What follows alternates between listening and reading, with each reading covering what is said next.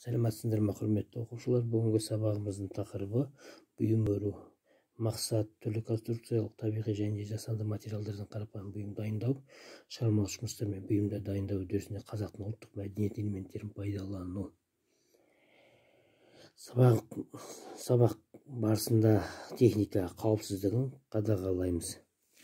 Жаңа сабақта бірнеше сөздіктермен танысамыз. Тоқыма, алаша, кілем, қамшы, былғары, бисер, ши, жүген, ноқта деген. Сабақ барысында өткен тақырыбымыз жолып өтейік. Мына туындыларға қараңдар.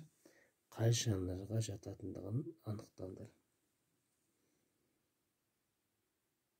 Өте жақсы. Енді бұйым өру. Бұйым өрулерін қарастырыңдар. Жұмыстар қандай материалдардан орындалған, өру техникасы бірдей ме? Қазір мына туындыларды талдайық. Мінекей табиғи шиден, яғни жүннің көмегімен бірін-біріне біріктіре отырып, өруді ши өру деп атайды. Одан кейін жүннің, яғни жүн жіптің көмегімен алаша тоқуды айтып өтуімізге болады.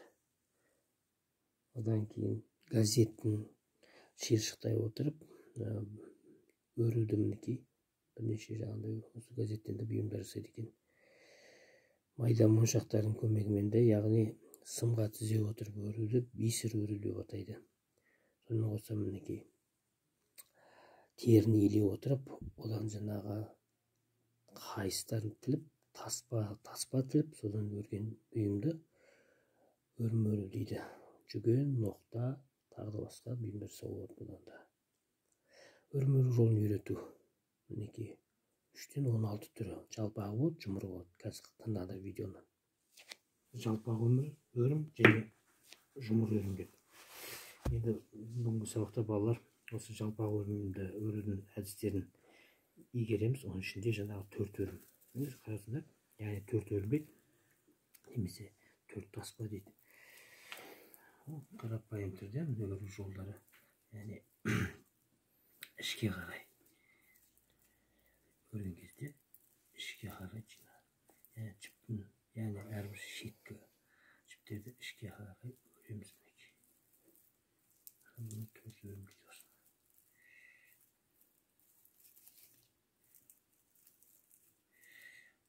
Қаттырақ, яғни өрімді немесе таспаны тартып қоямыз.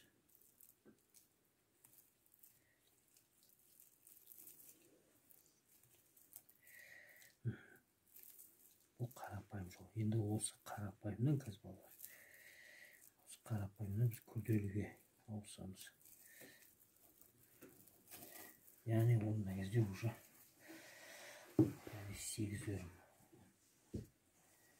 8 өрімді өрген кезде де бұнда да осындай әдісті қолданамыз.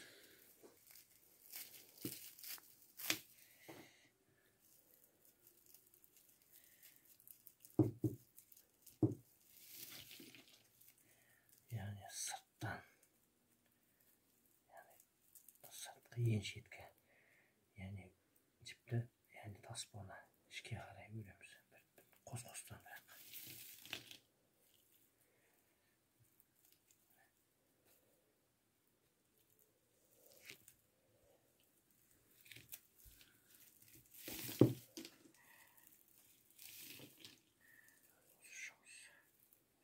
Olabilir.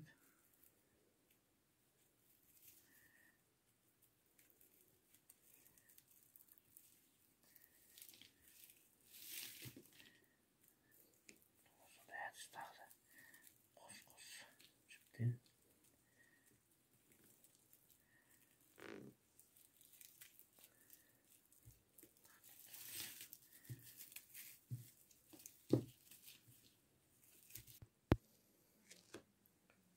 құрметті оқушылар, 8 өрімді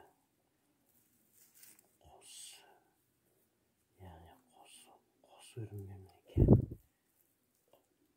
қос жіпті мінекей ала отырып,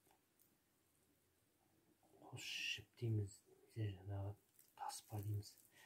Таспа деп айтады ертеде, мысалы өйткені қайыстан өргеннен кейін мына жіп болғаннан кейін біз қос жіптен алып мінекей бұндай ішке қарай өрілетін өрімді міне 8 өрім деп атаймыз. Şöyle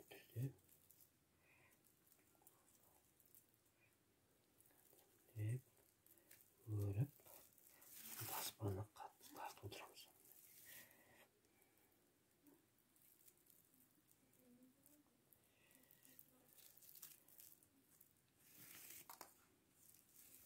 Сонымен видеода мінекей 4 таспа және 8 таспамен таныстық, өріп көреміз өзіміз.